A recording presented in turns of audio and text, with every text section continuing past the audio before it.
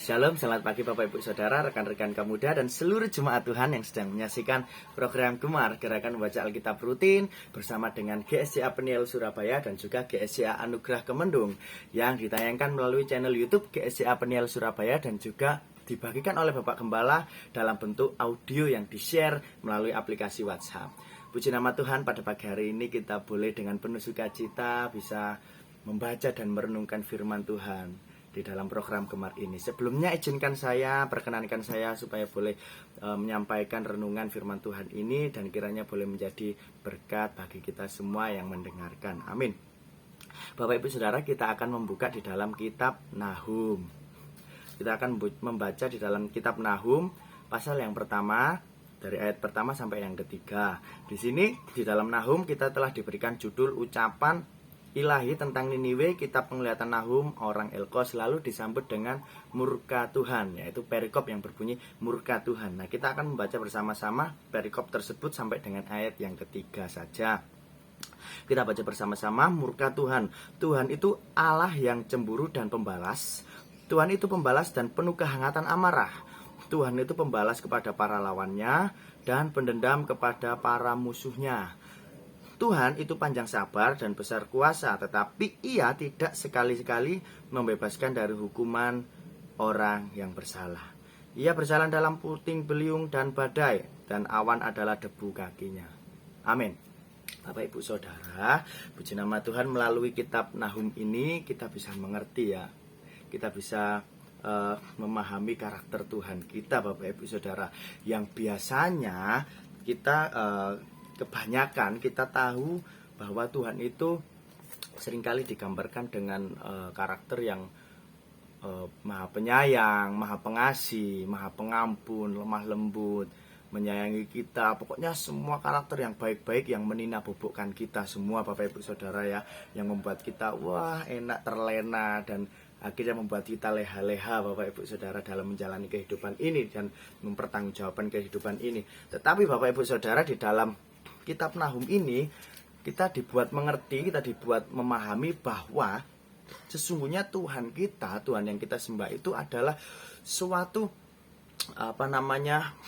Allah yang hidup dan juga memiliki karakter dan juga memiliki pemikiran, suatu pribadi yang hidup, yang memiliki karakter, memiliki pemikiran, dan memiliki kebijaksanaan, Bapak Ibu Saudara. Bukan hanya semata-mata suatu entitas yang tak berkati, entitas yang selalu memberkati kita saja, yang selalu bisa kita jadikan sandaran dalam kehidupan kita. Wah, ada Tuhan, aman, hidupku aman. Ketika aku berbuat dosa, pasti aku akan diampuni karena Tuhan adalah Maha Pengampun, aman. Seperti itu Bapak Ibu Saudara ya. Yang akhirnya kita akan berleha-leha dalam kehidupan kita, lalu kita akan mempermainkan Tuhan. Di sini apa maksudnya mempermainkan Tuhan? Kita akan bedah lebih dalam.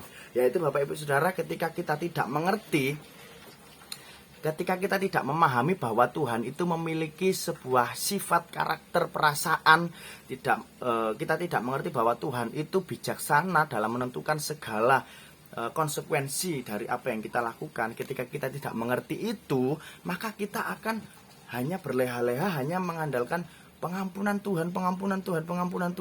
Dan masalahnya ketika kita, tadi saya katakan mempermainkan Tuhan.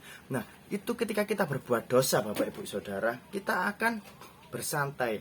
Aku berbuat dosa, tenang, nanti aku akan diampuni Tuhan. Kan aku pasti akan minta ampun, terus diampuni ya. Karena Tuhan Maha Pengampun. Saya berbuat dosa lagi, tenang, nanti kan Tuhan memaafkan saya. Kalau saya minta maaf, kan Tuhan Maha Pemaaf. Nah, seperti itu. Lalu setelah dimaafkan, saya berbuat dosa lagi, tenang, saya pasti akan diampuni Tuhan karena Tuhan Maha Penyayang dan Tuhan menyayangi saya. Nah, akhirnya seperti itu terus, kita berbuat dosa terus, minta ampun, berbuat dosa, minta ampun. Seperti itu Bapak Ibu Saudara. Tetapi sayangnya di sini Tuhan itu bukanlah sebuah robot, bukanlah sebuah mesin pengampun, Bapak Ibu Saudara. Tetapi Tuhan memiliki perasaan dan memiliki kepribadian. Nah, di sini di dalam kitab Nahum ini akhirnya kita memahami bahwa kita tidak boleh mempermainkan Tuhan, kita tidak boleh semena-mena karena Tuhan itu bijaksana. Di dalam ayat yang ketiga tadi dikatakan Tuhan itu panjang sabar dan besar kuasa. Memang betul, tetapi ia tidak sekali-kali membebaskan dari hukuman orang yang bersalah. Orang yang bersalah tetap mendapatkan hukuman, Bapak Ibu Saudara. Nah, ketika kita dikatakan bahwa Tuhan itu maha pengampun, benar, itu maha pengampun itu Tuhan. Tetapi Tuhan melihat hati kita ketika kita berbuat salah, misalkan ini ya, kita berdosa, lalu kita menyadari bahwa tindakan itu adalah sebuah tindakan yang berdosa dan menyakiti hati Tuhan. Maka saya dengan penuh sungguh-sungguh, kita dengan penuh sungguh-sungguh di dalam hati kita, dengan tulus dari dalam lubuk hati kita, meminta pengampunan, meminta maaf kepada Tuhan kita di dalam lubuk hati kita. Maka Bapak Ibu Saudara, ketika kita memohon ampun dengan penuh sungguh-sungguh, kita tidak akan mengulangi perbuatan dosa kita, betul? Nah, disitulah Tuhan akan mengampuni kita. Disitulah Tuhan melihat isi hati kita yang meminta ampun dengan sungguh-sungguh itu loh. Tuhan itu tahu, Bapak Ibu Saudara. Tuhan mengerti bedanya orang yang meminta ampun dengan sungguh-sungguh dari dalam lubuk hatinya dengan orang yang meminta ampun yang hanya aku berbuat dosa, tak minta ampun supaya dimaafkan. Nah, tapi nanti berdosa lagi. Tuhan tahu bedanya, Bapak Ibu Saudara. Tuhan selalu watching us, Tuhan selalu melihat kita, Bapak Ibu Saudara. Terlebih melihat hati kita. Jadi Bapak Ibu Saudara, ketika kita mengerti bahwa Tuhan itu memiliki perasaan, Tuhan memiliki pemikiran, dan Tuhan memiliki kebijaksanaan, kita tidak akan semena-mena loh. Bahkan dalam kehidupan kita sehari-hari, Bapak Ibu Saudara ya, dengan orang lain, dengan teman, dengan orang tua, dengan bos di perusahaan, dengan rekan kerja dan sebagainya. Ketika kita tahu bahwa teman kita ini, kita ambil satu contoh teman seperti itu ya, atau bos kita di perusahaan, ketika kita mengerti bahwa bos kita ini memiliki perasaan. Nah, perasaan memiliki karakternya seperti apa, lebih ke pemarah atau lebih ke lebih ke yang oh ya nggak apa-apa seperti itu. Kita itu bisa mengerti, kita akhirnya bisa mengambil sikap, Bapak Ibu Saudara. Wah, bosku ini ngamuan seperti itu misalkan ya, bosku ngamuan, jadi aku harus nggak boleh bener-bener salah seperti ini, nggak boleh harus salah, nggak boleh harus bener-bener tak kerjakan dengan sebaik mungkin. Dan bahkan ketika bos kita pun memiliki karakter yang lemah lembut sekalipun, kita pasti sekali dua kali melakukan kesalahan dan kita akan memiliki rasa sungkan, Bapak Ibu Saudara, rasa mawas diri, sadar diri nggak enak. Wah, kemarin aku sudah berbuat salah, bosku sudah memaafkan saya, ini tak kerjakan, sekarang tak kerjakan benar-benar supaya saya tidak melakukan kesalahan lagi, supaya saya tidak sungkan lagi kepada bos saya. Seperti itu. Ketika kita mengerti bahwa orang lain yang berinteraksi dengan kita itu memiliki perasaan dan memiliki karakter, kita akan benar-benar berhati-hati, Bapak Ibu Saudara. Sama halnya dengan Tuhan kita yang kita sembah ini. Kalau kita tidak memahami, kita tidak mengerti Tuhan itu memiliki karakter, perasaan, pemikiran, kebijaksanaan, pencemburu dan sebagainya, kita akan bersantai, kita nggak peduli perasaan Tuhan, kita hanya akan mempermainkan Tuhan. Tapi kalau kita mengerti, kita memahami, kita tahu Tuhan itu memiliki perasaan, di situ kita akan tidak main-main dan kita tidak akan semena-mena, Bapak Ibu Saudara. Kita akan lebih memikirkan perasaan Tuhan.